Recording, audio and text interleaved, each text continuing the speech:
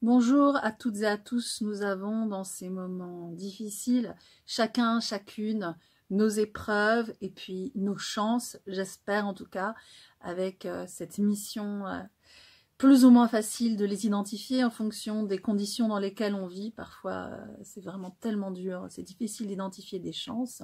Et puis parfois, à cause de ce qui se passe dans nos têtes, parfois on est obnubilé par les difficultés, c'est important d'identifier des chances, c'est ce qu'on appelle des brachot, les bénédictions. On est censé faire 100 bénédictions par jour. Ça signifie qu'on peut les faire, qu'on a des raisons de se réjouir, même des toutes petites, rien que le fait de manger, rien que le fait de respirer. Pour ceux qui ne sont pas malades, c'est quelque chose qui compte. Raccrochons-nous à ce qui fonctionne. En ces temps difficiles, nous pensons à tout le monde, aux membres de notre communauté, aux amis, aux parents, aux monde juif en général et à l'ensemble de la collectivité humaine, car ce moment nous prouve combien nous sommes tous dans le même bateau au sens propre. Vous connaissez peut-être l'histoire qu'il y a dans le Talmud Menachot de cet homme qui est en train de faire un trou dans la coque du bateau sous son siège, et les gens viennent et lui disent « mais qu'est-ce que tu es en train de faire en réalité, tu te rends pas compte, le bateau il va sombrer ». Et cette personne l'a dit « ah oui, mais je fais ce que je veux en fait, parce que j'ai payé ma place ». Donc ici, on n'est pas propriétaire de notre place dans le bateau, nous sommes ensemble responsables que le bateau puisse continuer à naviguer.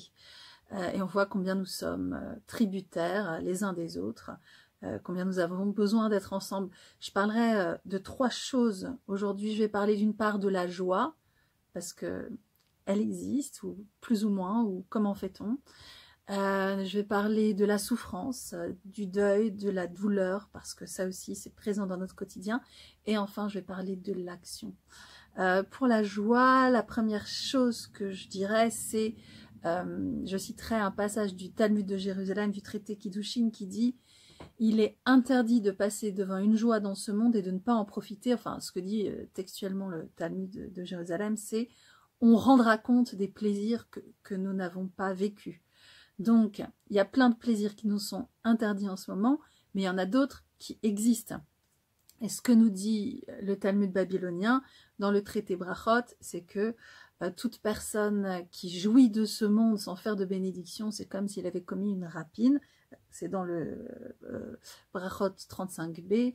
Et donc, nous avons la responsabilité de prendre conscience de nos chances d'en profiter et de les répercuter vers les autres. C'est quelque chose d'important. Quand on parle de joie, aussi, on parle de Simcha, et on pense peut-être à l'Ecclésiaste, où il y a 2 passages qui se contredisent.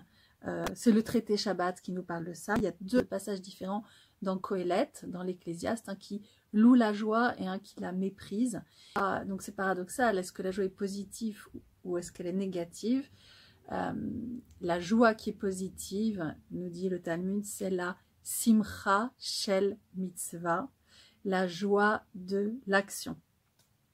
Et donc ce que je souhaite, c'est que toutes les personnes qui sont en action tirent le maximum de joie de ça, le maximum de fierté de leur action, qui est tellement importante et qui compte pour le monde, et que toutes les personnes qui ne sont pas dans la joie aient l'occasion de trouver à travers l'action aussi l'occasion de se réjouir, parce que agir, c'est lutter non seulement contre ce qu'on veut changer dans le monde, mais aussi contre notre propre sentiment d'impuissance.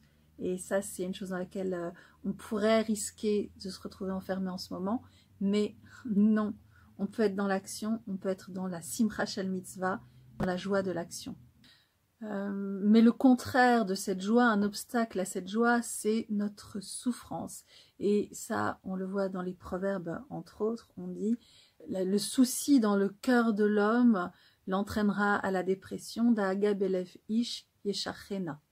Le traité Sanhedrin 100b nous dit que y a Rabbi Ami et Rabbi Assi qui change ce mot, et ça nous parle de notre liberté aussi d'interpréter toujours. Il ne faut pas lire Yeshachena, que ça nous tire vers le bas, mais Yassichena, c'est-à-dire qu'on doit en faire quelque chose. Si on a un souci dans notre cœur, il ne doit pas nous tirer vers le bas, mais on doit en faire quelque chose, Yassichena. Et encore une fois, l'interprétation continue à se subdiviser parce que Rabbi Ami et Rabbi Assi ne sont pas d'accord. L'un dit que Yassichena, ça signifie il l'enlèvera. Et l'autre dit que Yassichena, ça veut dire il en parlera parce qu'à travers la parole, on se libère des soucis de notre cœur.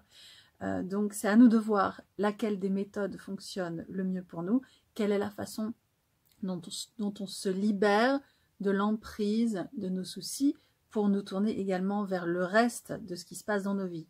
Et donc le Talmud conclut en nous disant que la présence divine ou l'inspiration ne repose pas ni sur la tristesse, ni sur la paresse, ni sur une espèce de joie qui serait de l'ordre de la fuite ou de plaisir futile, mais sur ce que nous identifions comme des plaisirs importants pour nous à long terme et les commandements, le soin que nous prenons de nous et des autres. Il s'agit de la simcha shel mitzvah.